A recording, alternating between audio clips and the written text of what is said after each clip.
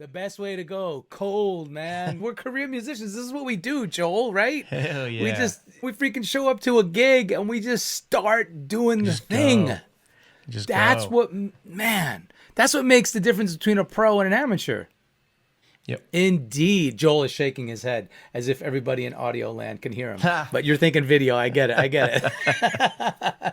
No, but it's so true. All right. The difference between a pro and an amateur is that professionals don't need to rehearse. You could just show up and start playing. You could get thrown into the den full of live piranhas, as if piranhas swirl around in a den. I know I'm a little off with my illustrations here, but you know what I'm saying. That's what we do. Den of piranhas, you're in, ready to go. Okay, so Joel Meza is the new co-host of The Career Musician for this new season 7. I'm super stoked. Yes, sir. Woo! As you might know by now, if you've listened to the past several episodes. If you're just joining us, thank you for joining The Career Musician. We'll hope you're here to stay. Do us a favor, hit that subscribe, share, follow, bell, ring a ding ding. Don't be lame. Share the game with all your homies and friends who need to hear the message, because this message, Joel, is of ultra importance. Why? Because a rising tide raises all ships. The more we bring each other up, the better the conditions are for everyone. That's it. Look, this business is hard. We got to really stick together and help each other out, right? Yep. It's all about Larry London, a really famous Nashville cat. It's people helping people. That's what it's about.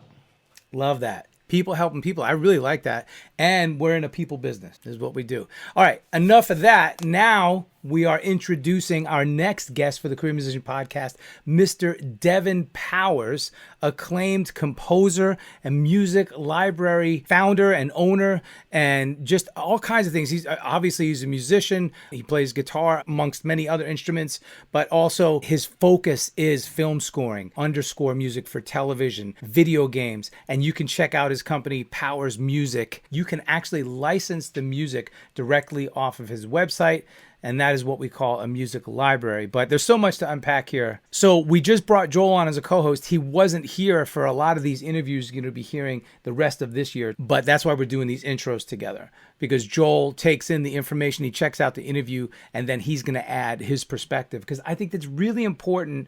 First of all, I get tired of hearing myself talk, number one.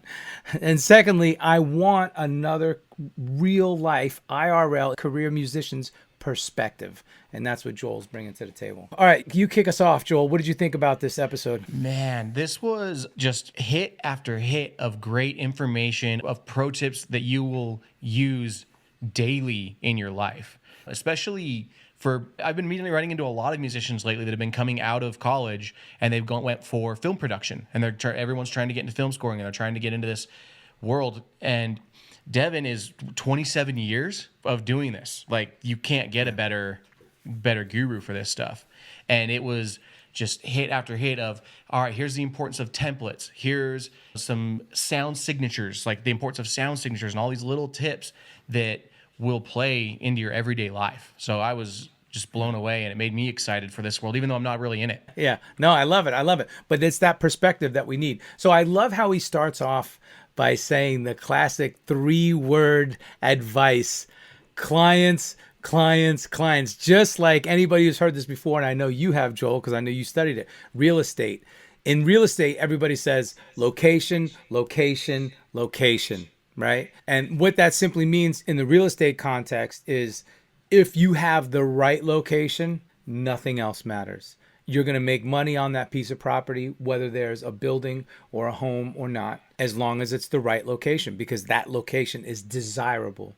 And he took that same paradigm and brought it over to music. I know what I think. What's your take on that? It doesn't matter how good you are at doing something if you're doing it in your basement and no one's seeing it, no one's getting it. So you have to be out making the relationships, making the clients, meeting people. That's the only thing that's going to turn your hard work into money. Man. So don't you think that musicians sometimes get stuck in that optimization phase where they're optimizing their skills so amazing? Like, they could be so amazing. They have the most incredible chops, big ears. They can hear anything, and they're optimizing, but they're not maximizing their gig potential because they're not out there seeking the clients and shaking hands. Does that make sense? Yes.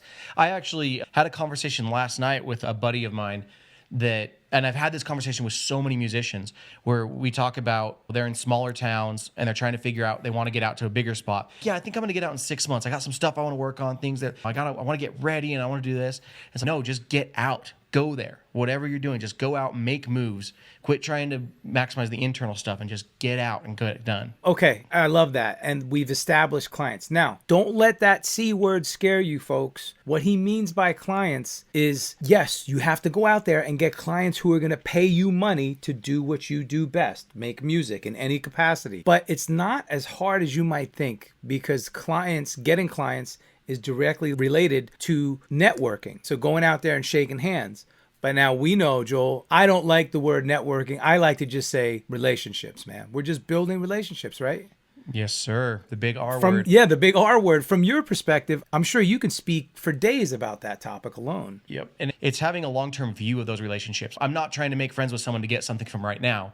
I'm just trying to make friends. I'm trying to find like-minded people who are doing things that are on my path, and we're going to be friends. And then it's like being a farmer. You plant the seeds, and some of them come up in 6 months. Some of them come up in 10 years. It's a lemon tree or something. It's going to take years to grow. I love that. I love the seed analogy. And then something else he says, he goes into right after that, over-delivering.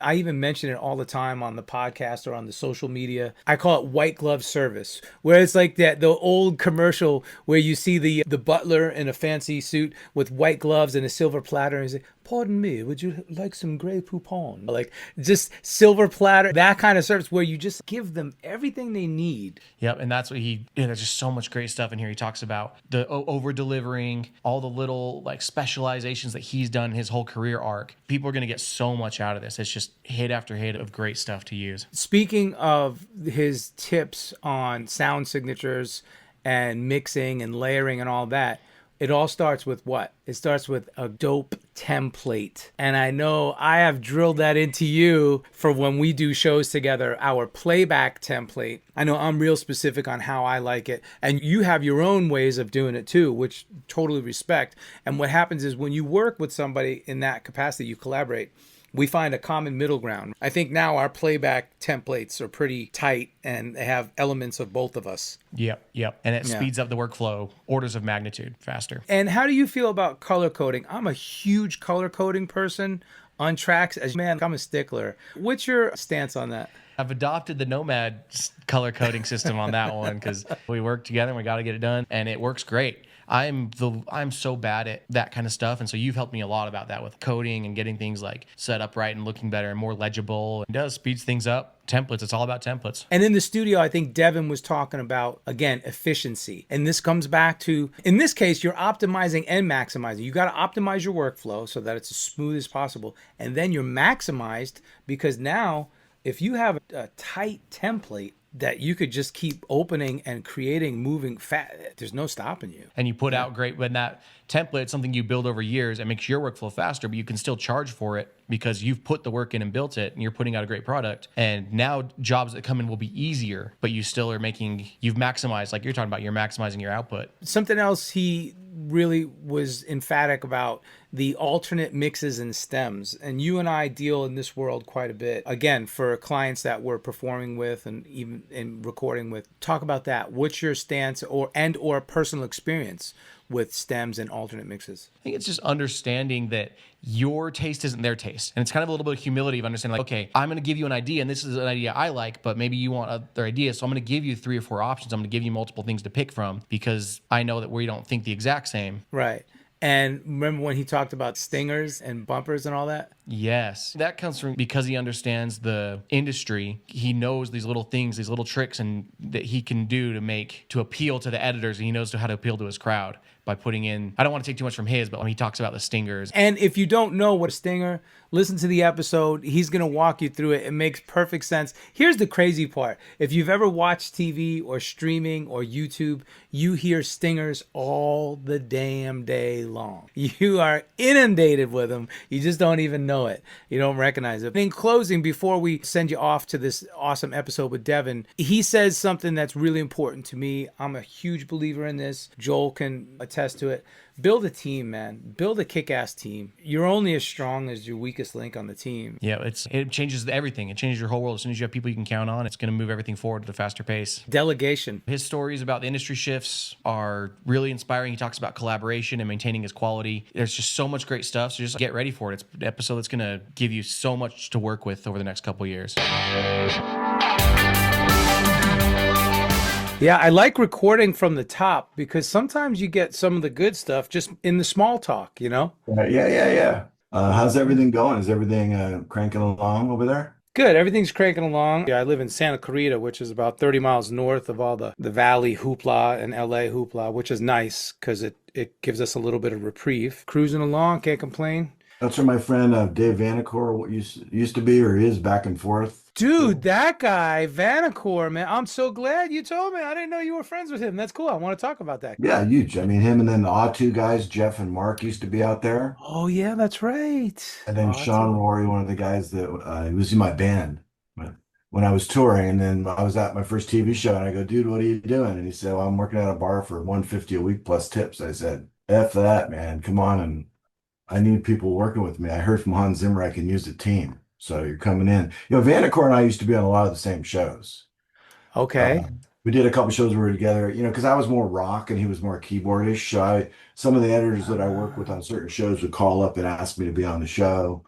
He has a big team now. He doesn't really, I don't think he writes any music anymore. I'm trying to remember. Last time I talked to Dave was when there was a thing going on. Someone from Scripps, which is a network that does not pay any back end royalty on cues, and they don't do cue sheets. Oh, He became the head. I'll leave everybody a name. He became the head of Discovery for a while. And about 6 years before we came out to Tennessee, he was like, I can do a deal where you just pay everybody and then you don't have to pay anything to CSAC, BMI, or ASCAP, no more royalties. And I called Vanacore, like, what are you going to ask for? I'm going to ask for like 35 million. What are you going to ask for? 100 million. Like, the guy that said that didn't have any idea how many TV shows Discovery had and how much it would cost them to do buyouts. It's all well and fine to say, oh, we're going to buy these people out so we don't have to pay royalties anymore. yeah. But those buyouts, I mean, there's no exact figure, I mean, Vanacore is quite a bit bigger than us, although we have a crazy amount of TV shows. So what you would do is you would look at your 10-year income on a show, this is a big bucket of your Discovery shows. You're going to buy me out. You have to pay me everything I make for the next 15 years. So what did they say? How did they react to that when you Well, presented? there was a big upheaval. It was like, there was a big thing. They were talking about it. Discovery's no longer going to pay royalties. Of course, ASCAP, CSAC, and BMI got right on the phone. What do you guys think you're doing? There's no way you're going to be able to afford this because a lot of people don't know Discovery is the biggest network in the world. It's crazy. Wow. There's no other network that creates more programming and has more shows worldwide. Discovery's like its own animal. So when a PRO goes to negotiate with ABC or CBS or NBC, those are sort of the primetime networks, and they sort of all bubble at about the same rates. You go to Discovery, it's like a whole world it's just Discovery. There isn't anybody else in that league.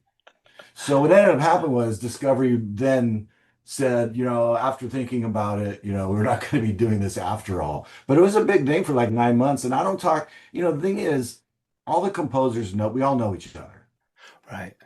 But we don't talk regularly because we're busy and we're working on stuff. And it's semi-competitive. I don't think it's horribly competitive. It's just the nature of any business. Sure. So I don't talk to Vanacore a lot. I used to see him at the ASCAP Awards when I was with ASCAP. Now that I'm at CSAC, I don't see him anymore because he's over at ASCAP and I'm at CSAC. But I did call him during that period. Hey, what are you going to do?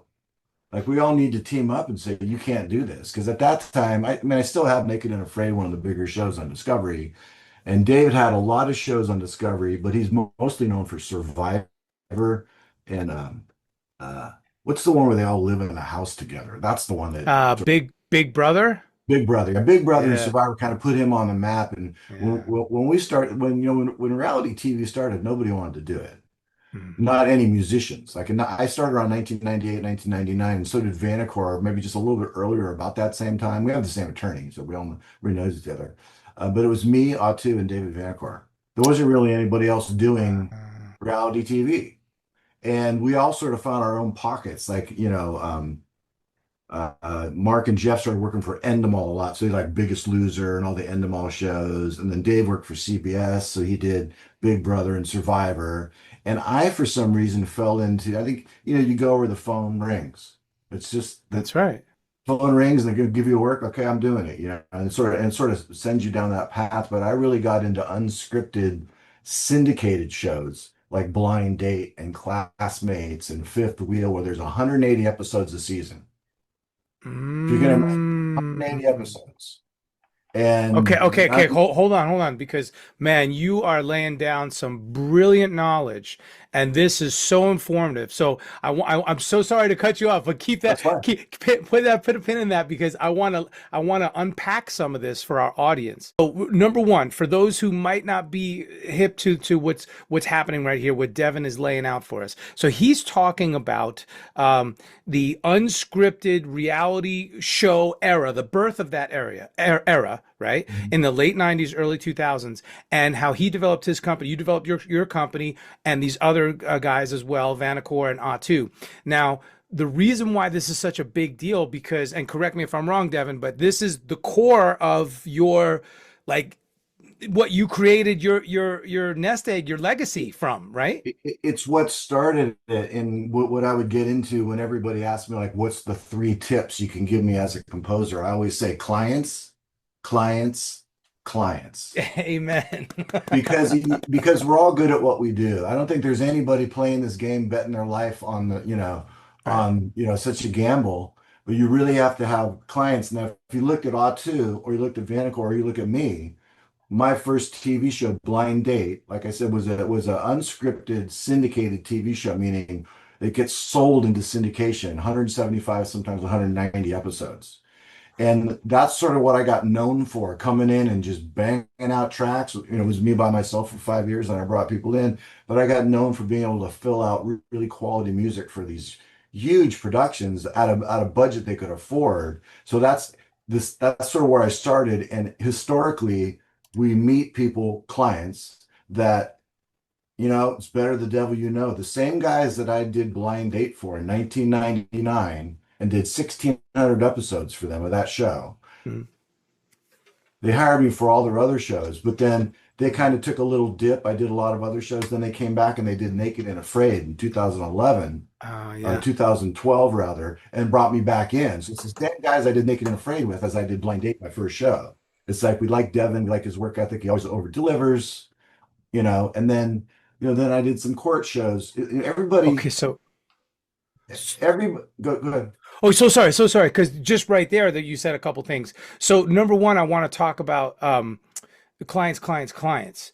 That is brilliant. It's just like when they say, "What's the best tip for real estate? Location, location, location." So I love how you frame that. That thank you. I ripped it from that, but Yeah. it's really important to build alliances, whether you're young doing music for free.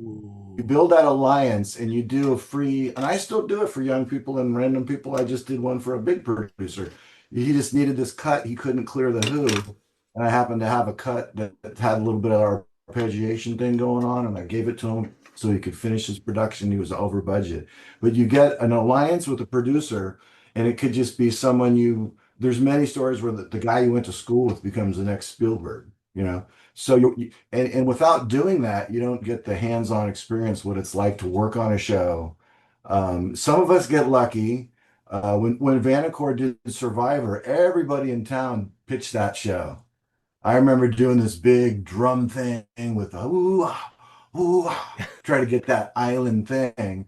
And Vanacore didn't even do that theme. It was Russ Landau got the theme, and Russ Landau and Vanacore did it for a while, and then Vanacore kind of sprung more of a company off that. I think Russ kind of retired and became a pilot. So as you get work and you get more shows, some people will be like, "Yeah, I just want one show. I don't want Okay. And then All right.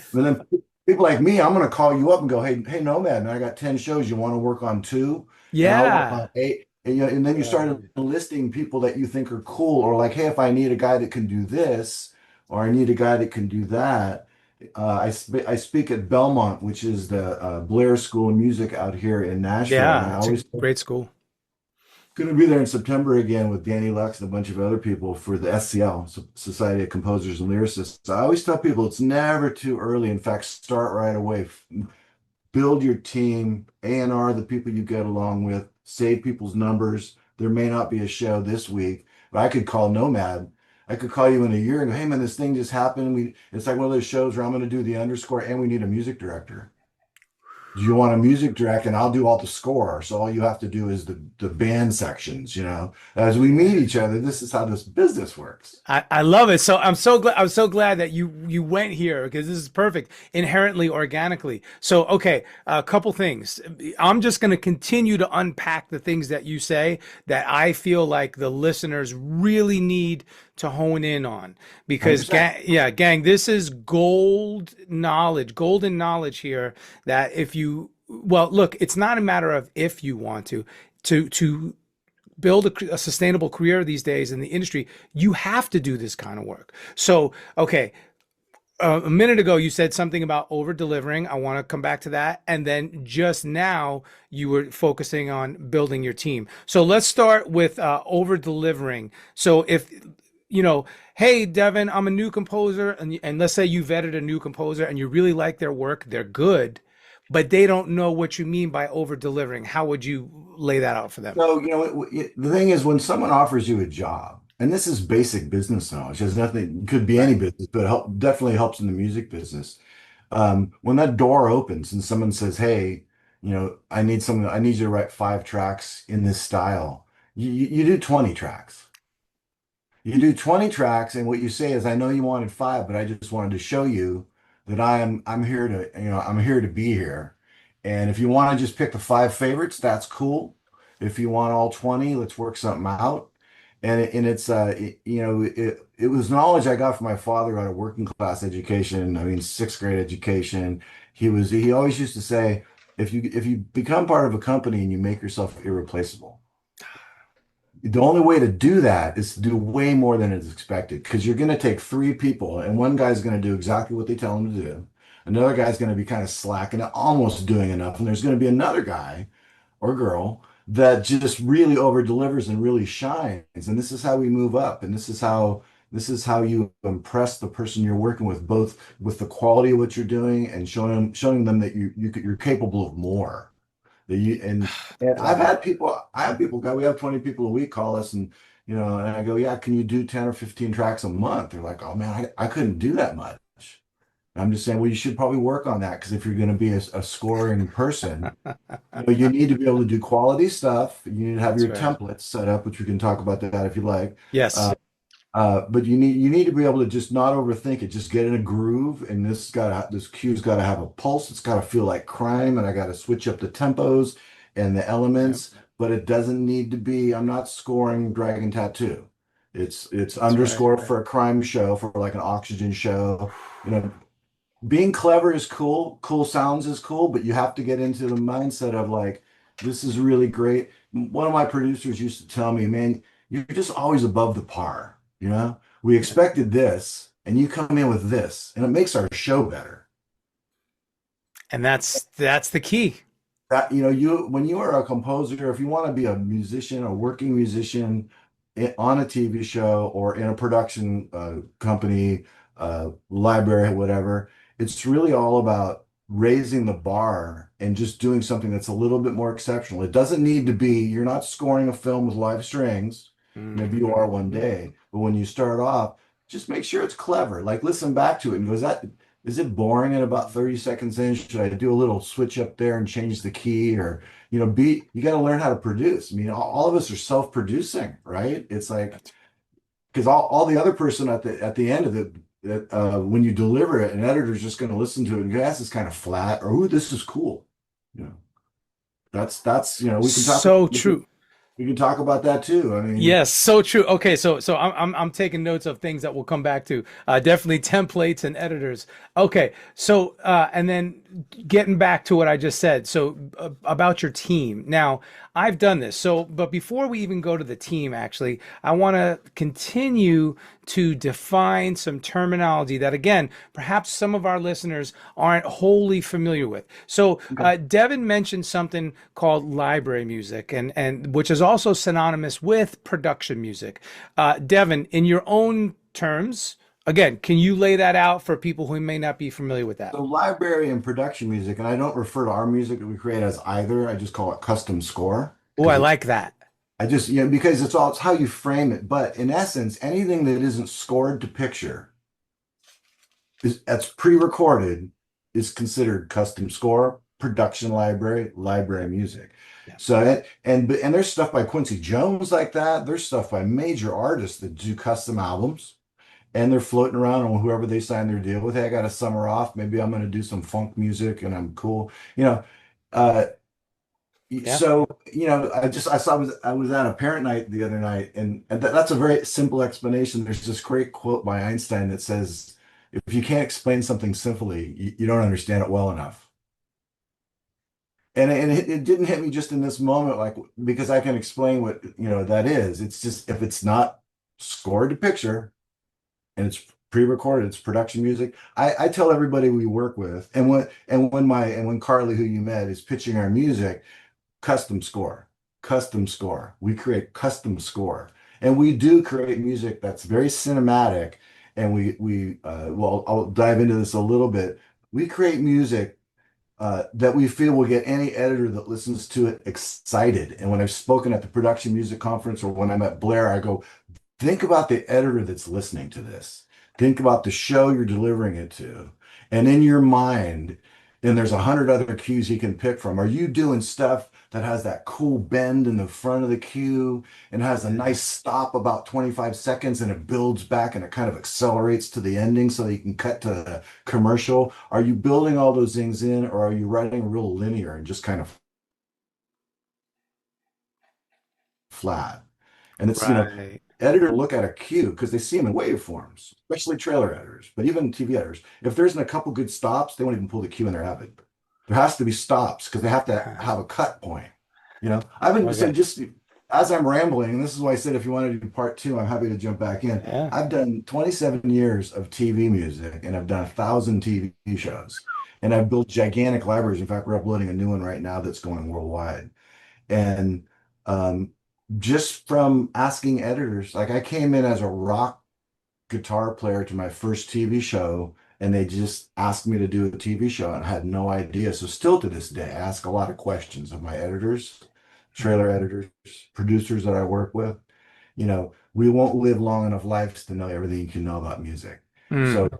constantly going, is this, what am I'm missing something here. Can you explain this to me? I'm always asked, I was with T-Bone Burnett the other day. I go, hey, I'm missing something. Can you explain this to me? And he told me. So, and I could do the same thing with some of my young composers. Like, how did you get that sound? That's killer. What is that? We have to kind of question and look at, what's around us that we can learn because it's always changing, different shows change, different seasons change, sounds that are available to us change. Obviously, Uh, the techniques and the technology change. Yeah, yeah, yeah. Yeah. I mean, what's available sound sample wise. And we try to incorporate, we have a couple sound packs that we created, our own custom sounds that we use, share with my guys. And we try to, do some stuff that's special. But, it's to make something stand out in this day and age, you really got to think more and more about even just a simple cue for a show like a Naked and Afraid or a Buried in the Backyard or some show that I'm doing. I just got called for a new show and it's like a kind of a Rangers on the border kind of thing. So how are we going to do crime music for that has a little hint of Texas? Uh, Yeah. Baritone guitars and some lonely reverbs and Hey, I want to be in on that. You see my baritone right I, there? I saw that. That's a good baritone. Is that a Dan? That's a Dan That's a Electric. Dan Electro. Yes, sir. So I know Steve. I know Steve who bought that company. Oh, I'm wow. Wow. endorsed. I said, hey, can I buy one of those Longhorn basses Yeah. from y'all? Because I don't have one. And I really wanted one. And his girl comes on and she said, oh, Steve said he'll just send you one. So they just sent this to me. Nice. I love those. And it has that Yeah. there's a great little pop. Um, and I became a fan. when you're a kid, you want to have a Les Paul. You want to Yeah. stretch. Right. As you start scoring and playing tones, you start to notice, well, there's a lot of All cool the different tones. Yes. sounds and the cheap Yes. typos. And, Yeah. the cool thing about doing TV music and library music is you're not live, so you don't have to keep it. When you're doing a score piece, Right. you don't have to worry about if it's going to stay in tune for 60 minutes. You keep it in tune for like 3 minutes. You're good. That's right. That's right. Well, Um, I love this, and I'm going to bring us back to the TV music, the custom score. So, absolutely, people ask me all the time, why do you have so many guitars? Well, because every single guitar, every single stringed instrument has a different character, a different tone, different timbre, different purposes, different uses. So, and those are the tools that we score with, right? Right. Yeah, So, yeah. I love And, that. and and not everything is right for everything. Right. That's where you have Correct. to go. This isn't feeling right. Maybe I'm going to pick up my baritone. Yes. Or Yes. maybe my baritone, it's sounding a little too twangy, a little too Nashville. Maybe I'm going to take my regular guitar and take the E and tune it all the way down so it's super floppy. And it's Yeah. trying to play around with techniques. If you study any musicians that have done stuff, they experiment with a lot of things. And Hmm. being honest with yourself. And we all suck from time to time. It's the nature of experimenting. Yeah. So you have to be able to go, this kind of sucks right now, but I know I'm on to something. Let me try something else. I'm real close, and you kind of have to be able to learn how to self-monitor yourself. Yeah. And just because we do it doesn't make it good. You have to listen back and kind of maybe take a coffee break, go out for a walk, come back and listen to it. But being objective is really important. But I do want to get back to templates because Thank you. I did a panel on at the production music. I think the third or fourth year, and I spoke about this. I still get emails every year from somebody about it. So right around the time I did my first 3 years of TV, a friend of mine, Kevin Edelman, a fairly big music supervisor in Los Angeles, he was the best man at my wedding, by the way. He calls me, he goes, man, I got this film we're working on. They have fired every composer I've brought on. We need to lock this thing down. Can you come on? Can you come on and help us fix it? Because you can do all the different styles. It was called Cat Run with Paz Vega in it. And they needed comedy and they needed some stuff where I sang and played rock and they needed hip hop and they needed spy music. It was one of those campy chase movies where they're after the girl and she's got to drive. And they had real specific composers they had hired that weren't into doing silly comedy or rock stuff. So Mhm. I kind of came in, and fixed it up. Um, uh, During that period of doing that film, I had a breakthrough because up until that time, I would open my session and I would do a cue, and I'd close my session, I'd open it up and do another cue, and then open up and I was kind of opening up, blah blah blah blah blah. When I did those 18-minute reels or 9-minute reels, whatever they were, there was 6 reels of some length, 14 minutes, whatever.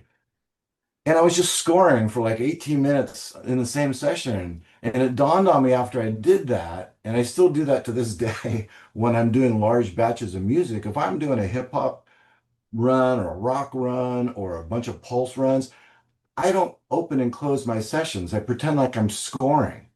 And what it does two things, it Mm. saves me time from opening and closing.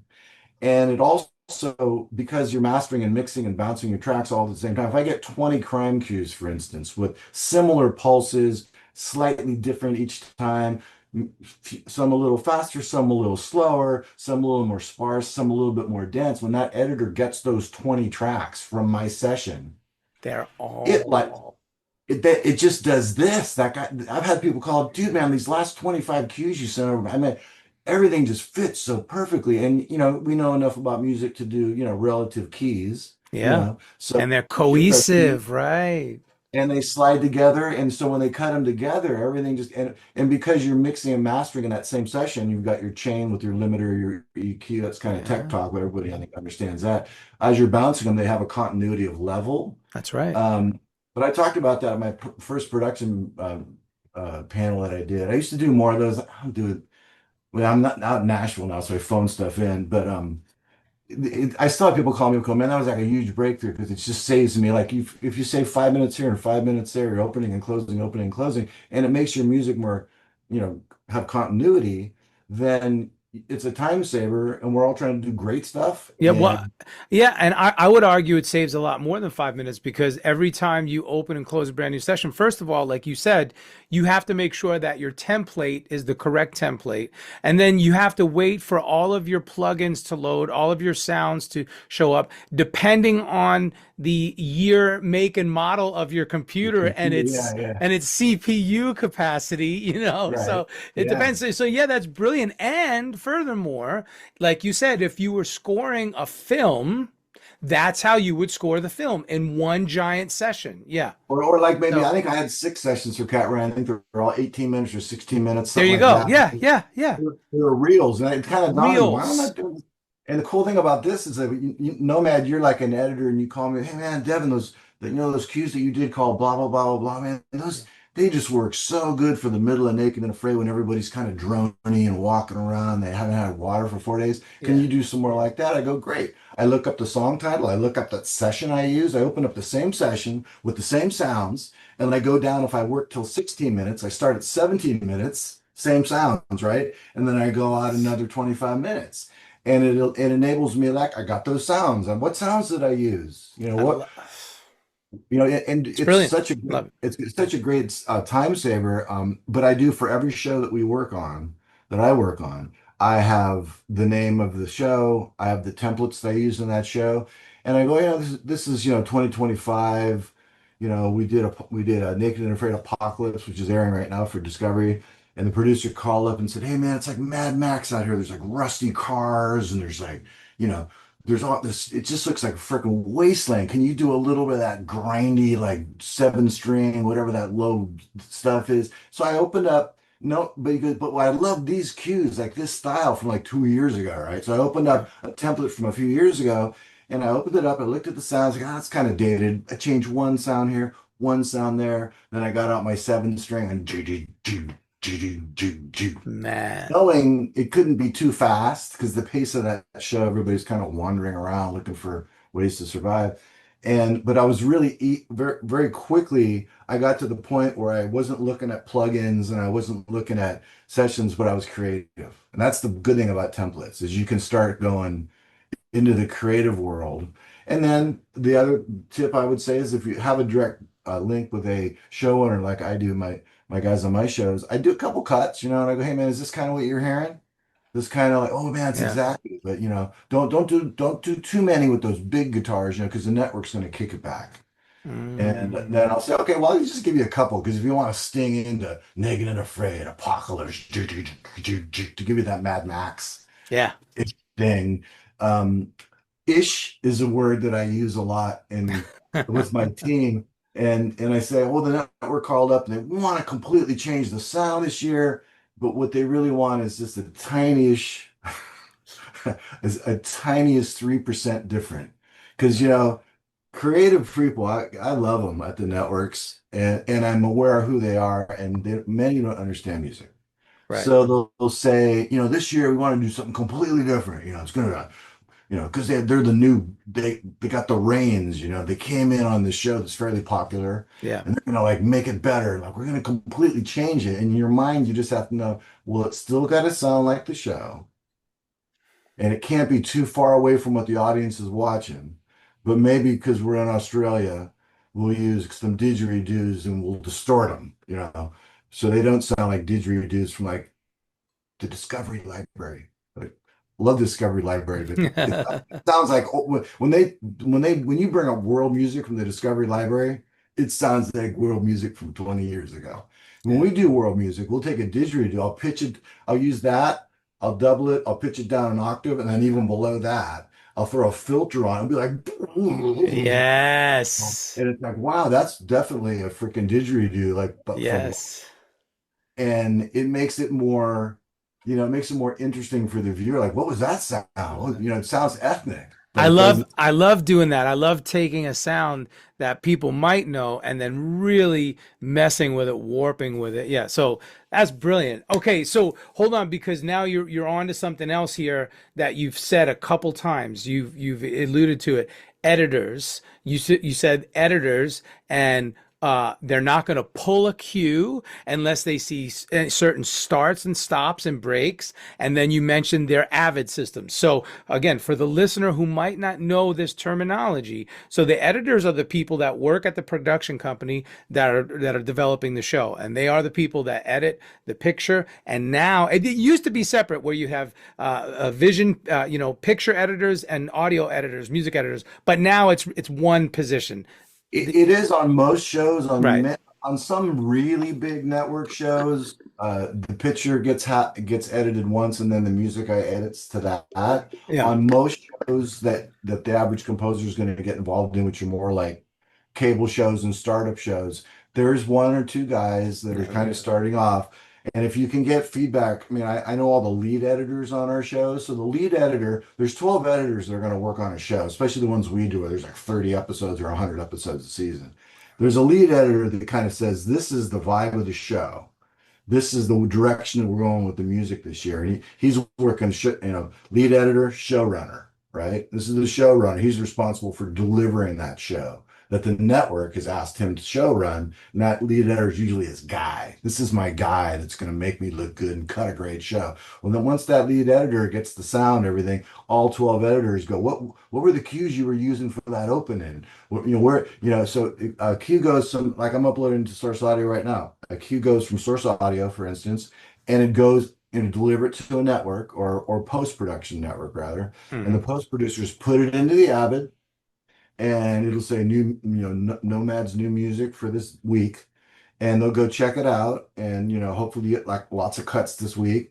No matter how much new music we deliver them, they have a bin just like we do. Down over here it says my favorites. They're going to use some of the stuff that they know always works, because there's two things you got to know about editors. They like cool cues, and they want to get home Friday night to their family. Amen. So anything you can do that helps their cut not get kicked back by the showrunner or the network. It's kind of in this order, boom, just network, showrunner, lead editor. Anything you can do to help them, they love you. If your library is the one that always gets them home, it's because it's interesting. We talk a lot about music, but when you're a composer on a TV show, you're part of the ending solution of the show. It is the music solution, but your contribution is you figured out what the show needs. It may not be Black Sabbath, and it may not be, whatever favorite music you have, but you have figured out the sound that makes that editor happy, makes the network happy, makes the showrunners happy. And so all you have to do is expound upon that. But creating music that has everybody that's come on, I give them the same speech, sting in with some cool sound. And the end of the cue's got to ring out, because you want them to use your full cue and ring out to commercial or into the next scene. I love it. Okay. Hold on, because you said it again. So there's some more terminology. You said sting in. So I want to talk about stings, bumpers, and those things. And then also you mentioned Avid. Now, for those who don't know, an Avid is just the editing bay. It's the editing software that most of these TV shows use, and that's Avid. It's the same company. It's the parent company who bought Pro Tools years ago. So, Correct. yeah. So talk about those stings and bumpers and things like that. Break that down. Well, so you might have a piano. I got a piano in front of me. You might have a guitar, and you might start your cue kind of like, this is what my vibe's going to be. And you're going to go on for like, 30, usually around 30 seconds. I'll do a stop and a pause.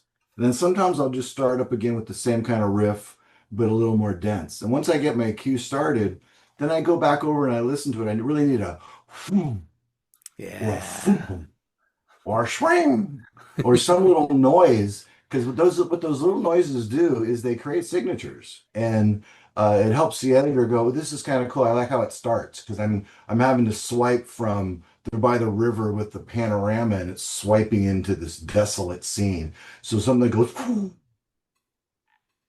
with a little ring into your cue makes it feel. And again, when you're working on a show, the guys that have worked for us, we only have about 9 people. And it kind of depends who's on vacation, who wants to work and everything. But every one of them, I just watch the show. Whatever show you're working on, or if you want to work on a show and you don't have a way in, just a good practice is listen to what's getting used. It's not rocket science. There's usually nice little things that ring. So if you got a cue that's a piano cue like that, and it goes whoosh, ding, ding, it's that lead in. It makes it feel like it makes it feel like a score. It Yeah. makes it feel like a complete cue, and then a stop. We do rotating versions of the feedback that I have from my editors. A lot of times they want non-linear, where it might start in a C and then go up to a D, halfway through, so it kind of climbs, and then so we throw it around. Some of them, start in one key and lift up a third or a minor third, whatever, to give it like some density and some drama. Other ones are more straight, but we've always put the stops in, because they can't put stops in a cue. If your cue goes like this, and this is another thing I'm going to say about the sausage. It just reminded me, people don't know. I mean, it's good to make your cue sound powerful and make it sound tough and strong, but you don't need to smash it and compress it to high heaven and make it as loud as possible. And I'll guarantee almost none of your listeners know this. As soon as editors get cues in their edit bay, they go save all -8. The volume just goes like this. So it doesn't matter how loud your cue was. It just matters how dynamic your cue was. That's right. Well, first of all, I love that fact that you brought that up. Most of this type of stuff is underscore for a reason. It's the under audio. It's under the dialogue. It's underscore. It's quiet. Right. And I'll give some trade secrets out, because this might help some young composers. When we do a cue, there's usually about 20 to 25 mixes. Oh, I'm glad you brought that up. Alt mixes. Yes. Thank you. Thank you. There's the full mix. And I started doing this 12 years ago, and I still have people calling me up and editors calling me up and other guys going, man, I'm glad you hit me to that. We do a full mix. We do a drum low and then a drum down. What does this do? Ooh, that's smart. I've always done a drum like low but never differentiate between those two. We do a full drum down, drum low, because sometimes you want to feel the drum, and it's basically physics. As a cue becomes softer and softer, the transient peaks go like this. So if someone wants your cue under us talking right now, and it's the full mix, you're going to get hammered by the drums. Too If much. they bring it down softer, the drums kind of seem like they do this. We did some tests and we figured out. So we had like -3 and then -6. So, and then we do the non-drum. And then and I tell everybody, I do the same thing. Like, once I've written my cue with my 30 cues or whatever, I ring that cue up, milk it for every alternate version I can come up with. I love that. So in other words, you can never have too many alternate version mixes. You can never, because it depends. Yes. Is this a show, like, honestly, for some of the new seasons, the new season of Buried in the Backyard, season 6 for Oxygen, and I kept telling the editors, like, if you want it to sound network and you want it to sound HBO, just use the stems. Yes. Just the pulse, and maybe the pulse in the shaker or the pulse in the ringing guitar. It just lays behind dialogue so much better.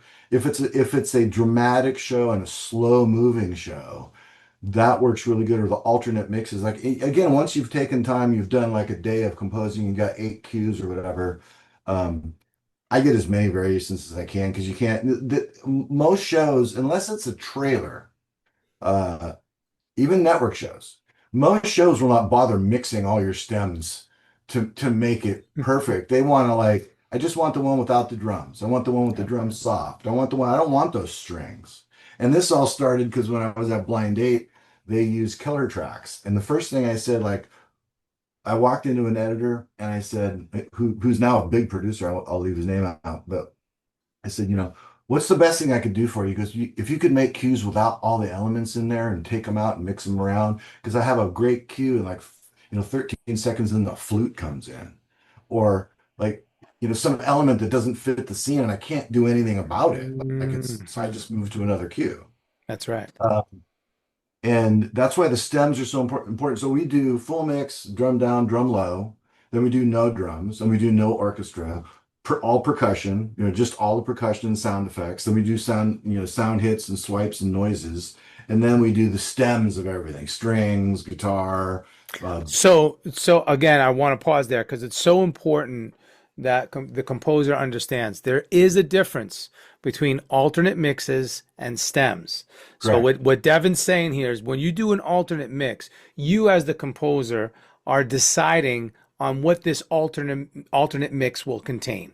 I'm gonna do like Devin said. So I'm gonna do no rhythm or no drums, but I'm gonna do everything else. Or I'm just gonna do, strings and guitars. Or those are alternate mixes, and you can even adjust the length of those. You can truncate them to be stings where there's just a little quick 3 to 7 second bit, right? So Well, the thing when you do custom scores, everything's got to be the same length. So if your guitar comes in 20 seconds in the song, you're gonna have 20 seconds of silence. They all need to line right, up.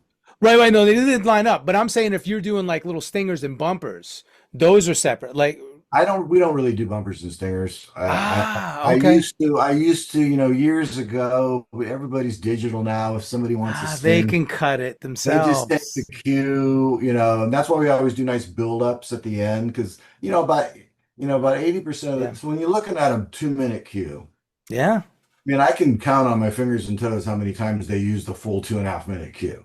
They just don't do it very often because they cut a lot of pieces in. But That's right. if you think of it in sections, like if you got a cue that's kind of bumping along, and all of a sudden the end goes, dun, dun, dun, dun, dun, dun, dun, dun, dun, dun, dun, that's sort of like you've created a sting, or we call it act out. And I've done custom albums where they're just, here's a bunch of act outs. Like, because because I work That's neat. directly with my editors, I've learned a bunch of tricks. I even had, hey, it'd be cool is if we had like kind of like subtle pulses, but like in every key. Because sometimes I'm trying to find a pulse to match up to, and it does. I love this pad, but it doesn't match up to the last cue. So I created albums where it was like multiple pulses and multiple keys, just all the keys, and that way the guy's being, oh, there's the one that works. They don't need to know. They don't need to know it's a G flat major with an E Yeah, flat minor. Yeah. just Yeah. sounds right because it's like it just Yeah. brings in. So Right. there's a lot that can be learned. I mean, it's like life in general. There's a lot that can be learned by just asking. Yeah, I love it. Now, so getting back to those alternate mixes. So remember, gang, this is really important. What Devin said.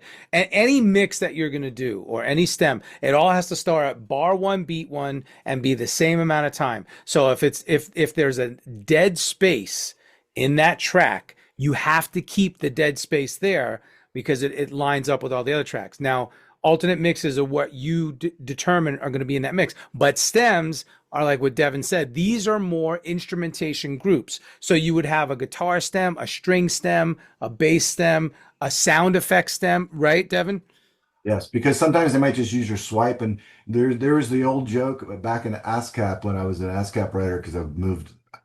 One day we can talk about PROs. I've moved everywhere and Yeah. now I'm at Seaside. But there was a joke at ASCAP. We would walk into the award show and go, hey, Nomad, how's your shaker key doing this year? And a lot of people don't know, like you could have the most gorgeous orchestral score that sounds like it was written by John Williams that's 3 minutes long. If they use just the shaker piece, you get paid the same amount You of bet. money.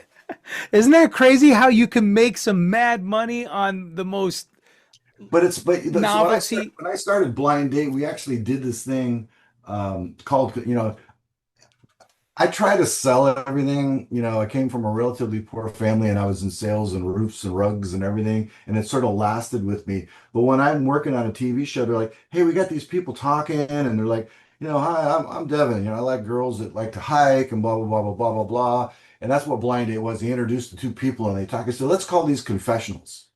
They're confessing about what they want in another person. So I created a whole bit of confessional with the little beat going boom, boom, boom, boom, Wow. boom, boom, boom, boom, and it just sat behind the dialogue so well that literally, if you look up an old episode of Blind Date, or I'm sure they're going to be streaming it soon, all those confessionals just had that little beat, and nothing else worked when people were talking because anything too big got in the way. And it was almost like a comedic, it was almost like it was my percussion version of the bass in Seinfeld. There were sort of cheesy beats on purpose because it's like, how long can you listen to someone go, hi, I'm Devin, I like girls with big boobs and blah, blah, blah, blah, blah. It's like, because they were all, it was back in the 1990s when people could say anything. This kind of getting back to that, but it was a very cheesy show. It was a dating show. It was a pop-up show. It was a show where people dated and they had the little thought bubble above their head, and Yeah. and it would be like whatever that girl was really thinking about that guy. She'd be going, "Oh, you're so nice. Let's get together again." And her thought bubble, like, I don't know how I ended up here with this loser, or whatever the comedy would be. Um, So yeah, so I name things. Even just this last batch of music I did for the Apocalypse, Naked and Afraid, we did these things called Oblivions. There's multiple albums of what's an Oblivion? Well, to Mm. once they knew what Oblivion was with these really dreamy, like distorted, twisted sounds that sound like Mad Max, it framed it in such a way that we were paying attention and over delivering, making ourselves irreplaceable, and all those things by addressing a request like we want to have really cool custom score for this new season. So Mhm. I've done, I've named things. I try to figure out a good name to call it. Hasn't been used before. Um, but I it's the best part about conversation is listening. And I'm Mhm. talking a lot right now, and you're listening. Hopefully, the audience is listening or will be listening. But listening to the little nuggets that are coming at you because you can't use all of them. But you may one day, but there may be two or three that really apply to what you're doing, the cue you're working on today. The piece of music you're working on.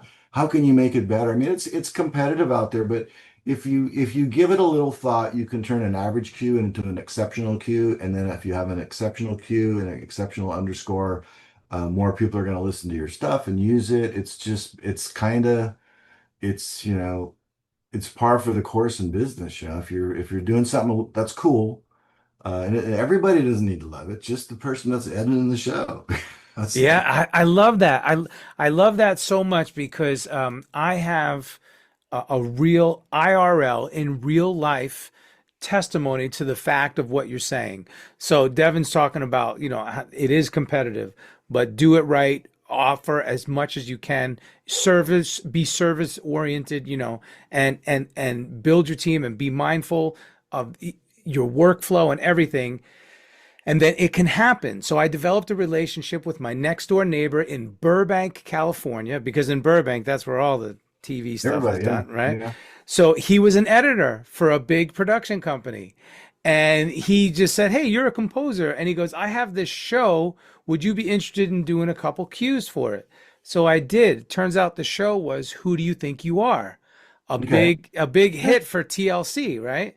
Now, who do you think you are? He told me, he goes, by the way, Aw 2 used to do the show. So Aw 2 is a big composing Yeah, team, yeah. he goes, but since the network changed and they, reduced the money, because that was in the mid 2000s when shit was starting to really start to, change. He goes, well, Aw 2 backed out. He goes, but look, if you can do this, you could be my guy. You can kind of fill this slot and it might work out. So it did. It worked out very well for a handful of years with that show. Now Nice. since then it's changed again and the business models have changed, and he lost that position. He moved on from that position, I should say. So anyway, my point is it works. It's true. And that's where I really learned how to develop those cues. And not only that, build those giant alt mix libraries, and then really learn about metadata, which is my long story. But I just wanted to say that because it does work. I know from That, experience. The other You know the other thing that people need to understand is if you do a lot of alt mixes and you have a particular cue that they really love, that could become the theme song that. for the Oh, show. and that happened to me. I ended up getting a theme for another show from one of the cues that I made for the other show. So yes, Yeah, there you and, go. and this is how it is. And when I first started, everybody owned everything. The network owned the publishing, and I owned the writing. And then Uh, as I kind of got closer with my producers, we did a deal where they owned the publishing and whatever budget they had, they'd give me, and I kind of helped them yeah. build, their library. And there's all kinds of different ways to build, successful underscore libraries depending who you're working with. And where I started my own company was right around the time I worked for Gene Simmons Family Jewels. They wanted me because Gene knew me because he knew I had worked with the bass player from The Who, and he was a big fan. In fact, he was almost going to sign that album, and then it ended up going to Warner Brothers because for a long while Gene Simmons had a label. Mhm. And so he goes, let's get Devin on the show because he's a rock guitar player. I want a real player on it. So they came to me with a budget, and my attorney was like, well, this is really good. Budget's kind of low for this amount of money. He needs to be able to keep the publishing and the writing. So I own that library. And that's where okay, my library started because I started getting people that wanted to have me work on their show, Mm. and they didn't care if I kept the publishing. They just wanted the sound I was making for their show. Um, which is, there's two things I want to say about that. One, doesn't happen a lot, but it can still happen. But when you go in to talk to somebody, if you feel like you've really got something to offer to the show, and I say this, I said it just last week. I said, there comes a time where the producers of the TV show really need to make a decision on how important the music is. Because if it isn't important to you guys, you don't need me. There's a lot of free libraries. You can use AI. If you want quality music, I'm your guy, but this is my deal. And maybe that's not in the cards in your first few shows. Maybe you develop and you get a little bit of reputation. Maybe there's a moment where you can kind of push back a little bit. But Jeff Light's my attorney. He's been my attorney for God almost 30 years now. And we were in the middle of something one time, and he said, sometimes the only way to get a good deal is put on your walking boots. That's You right. have you need the openings, you need to start up, you need to build, but you also need to do what you can to protect the value of what it is we do. I still ask for a pretty high fee for our trailers. I've lost a few because of that, Hmm. but I don't want to minimize the value of any layer of music, whether it's vocal, ad agency stuff, TV music. We're all sort of in this together, and if we help minimize value, Dude, you are you then are then we're you're preaching because then it's a race to the bottom. then it's a race to the bottom. And I'll walk away from things sometimes, and it's like you have to figure out, you have to figure out where you fit into the business model, and you're certainly going to take deals you wished you didn't take right when you're starting up, Hmm. but you have to figure out when that moment is to start asking for more. I have a couple examples. I won't name names. Some people I work with that worked on big shows where they did all the string arrangements for the composer and all the melodies, and you listen to the show and you're like, man, that's like all you. Like the composer did like one little part. And I said, you really need to go to him and go, I love working with you. Can I get like 5% of the or 10% of the cue sheet? Can I get some writing credit? Because I feel like I'm really adding a lot. Like, there's a real balance, and there's a way to ask that's, there can be a humble way to ask. We have a company and we ask for endorsements fairly regularly. You could do it this way. You could say, I mean, I totally understand it if it doesn't feel comfortable for you, but I feel like I'm really bringing a lot to your team as a composer. Is there any way I could get a portion of the cue sheet because I'm trying to start a family and it mean a lot to me? And just be real.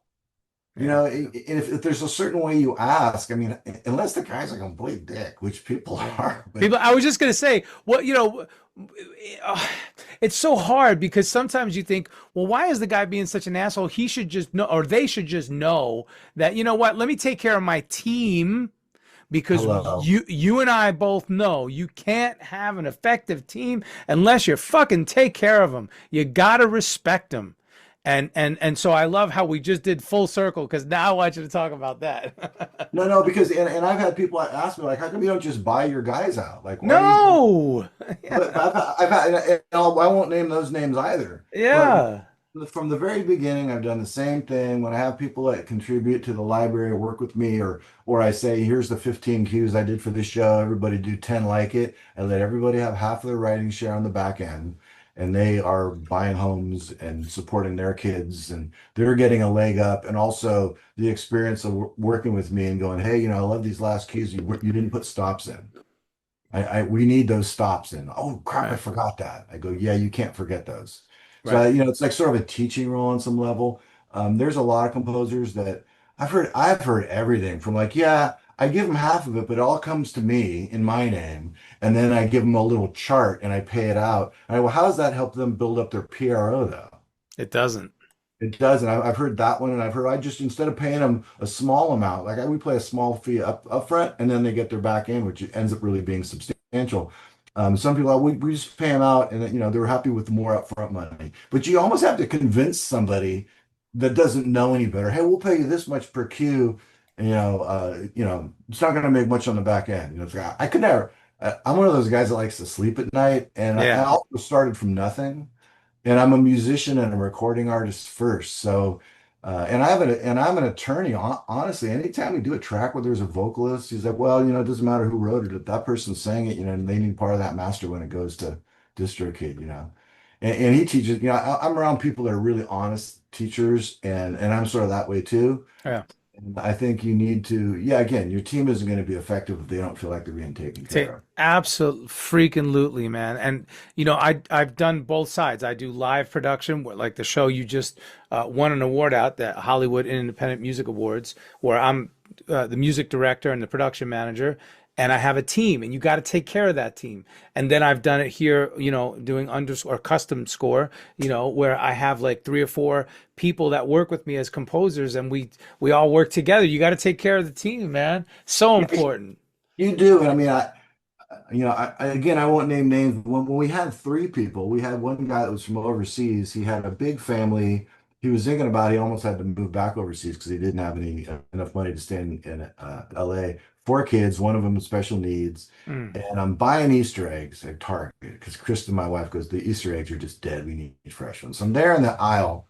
I used to get, and I get a call, and he goes, "Hey, Dev, can you talk?" And I go, "Yeah, yeah, man."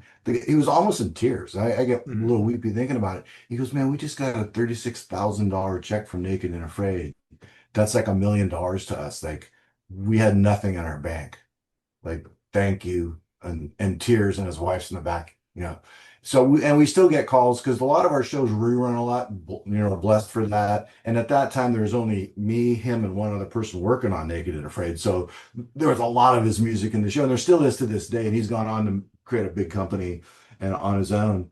And it always makes me happy. Like we have a writer in Switzerland, we have one in Canada, Yeah.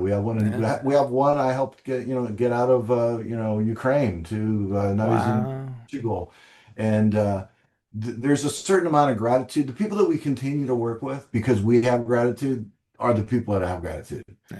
And to this day, like when I'm on Source Audio and I go to my detect, I go, "Oh, I saw a bunch of Nomad's cues." I go, "Hey, Nomad, check out the cues. I have a little video with your music in it." I try to keep everybody involved, not just in the financial aspect, but also in like the stuff's getting used and keep everybody excited. I mean, there's a skill set. You do it. There's a Mhm. skill set for having a team, treating them with gratitude, being gracious and thankful, and then keeping everybody excited. That's right. That's Life right. because life goes up and down, and you never know what someone's going through. Like just every once in a while, I'll send it, go, "Dude, man, I needed this, man. I just needed just to see my music in a little lo-fi clip. Just made my whole day because I see it actually getting used, and I'm stoked again. Because musicians, I mean, we go through We're our Yeah, we wear our heart on our sleeves. We're art. creatives. Yeah. Yeah, we're So artists. Yes. it's one thing to go, "Hey, we got the library and it's getting used, and you got this, and we're doing this show," but then to see a little bit of footage because people, I mean, we've done nearly 800 episodes of Naked and Afraid. I probably watched 10 into completion every once in a while. Right, right, right. My wife or my daughter will have it on. I'll see it in the background. That's one of our cues, or that's our cue Yeah. right there. But you don't have time to watch all this stuff. I No, mean, no, no, no. Yeah. you do the music for it, and then you move on to the next thing. Well, Devin, But listen, I'm so sorry. I don't mean to cut you off, but this has been an amazing episode. And yes, we are going to do a part 2 because I want to talk about the whole other side of your career yeah, as yeah. as a producer and now a label owner, and you are basically A&R, and you're developing all these other artists. So we're definitely going to do a part 2. Who knows? We might even do a part 3 because you have such a vast array of things that you do and an amount of knowledge. And eventually I want to come out to Nashville and like do a full video of us Yeah. hanging in your studio, so We'll do it over at the lake. We got a beautiful place over there, and oh, we that'll get be the cameras. great. But it was great hanging with you today. Hopefully, there's a little knowledge you got shared that's going to help. I mean, Jam packed. it's really important to me that what we talk about helps people, not what we've done personally, but things that we've done personally that you pass on to people. Right. Amen. That's why the career musician exists. Yeah, That's no. that's it. So, dude, I mean, kindred spirits, once again, thank you so much. You rock, dude. Thanks, no man. Cheers. We'll talk to you soon.